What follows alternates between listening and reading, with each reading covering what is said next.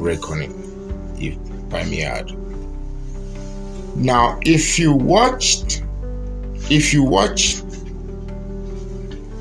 Senator Natasha's presentation on Arise TV, the immediate question that will come to your mind is she telling the truth?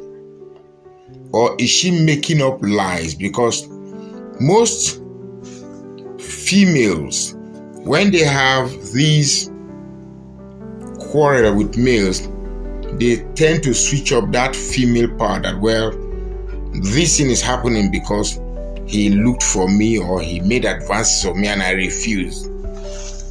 Is this what it is all about? Is it just a female senator switching on her female power?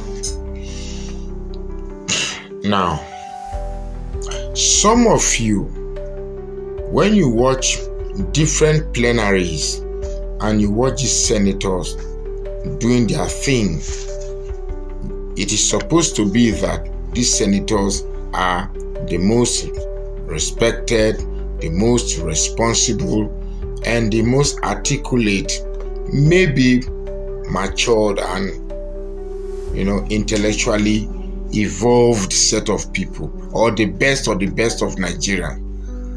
Now, if you're one of those that have been following me, there's a story I said.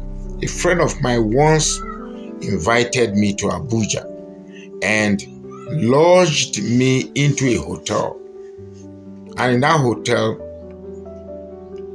I saw, anyway, the first thing I saw was a set of champagne, expensive champagne, being rolled over to a room. Now, initially, I didn't know who exactly it was about. But then, when I came out, I saw a Nigerian senator going to the same room. He's a popular senator, but I will not mention the name. I will not mention the name of the senator. You know now. I don't want me to come pick me. My wife still enjoy me, so I will not mention the name. I went to the same room. Now, I didn't make anything out of it because I felt it was one of those things. But sometime around 11 or between 11 and 12, my host called me and said that if I would want to go to the club of the same hotel. Which that hotel? Apart from Transcorp, which that hotel? Nikon Luxury, yeah. The hotel is Nikon Luxury.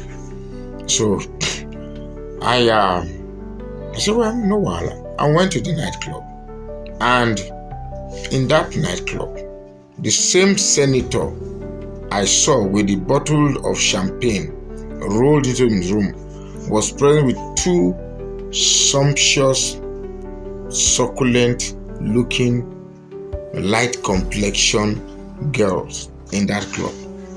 And trust me, they were doing it. Is it okay if I say in broad night light in the club? They were doing it. They were doing the do. And it's not about even doing the do. It's about the ecstasy and the rather flippancy that accompanied doing the do. And in my mind, I was like, this is a senator. Somebody that was chosen to represent and present decisions that will shape this country and affect millions of Nigerians, and perhaps stay as long as to affect generation yet unborn. And yet he was doing the do in public, doing the do not with his wife but with call girls in public. So when I was listening to Senator Natasha, first thing I thought was if she was making up her stories. But because I had a first-hand experience about what senators can do. And let me quickly add here that Senator Akpabio, I'm disappointed. Why am I disappointed? I'm disappointed because most politicians from the South don't know what it means to hold power.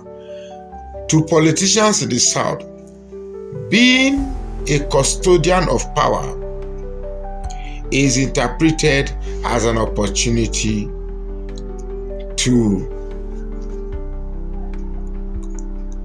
make yourself higher than your immediate community, or to accumulate unnecessary aggrandizement to yourself. It's a pity. It's a pity. I will say this without fear of your Senate President Akpabio is by far the worst president Nigeria has ever had.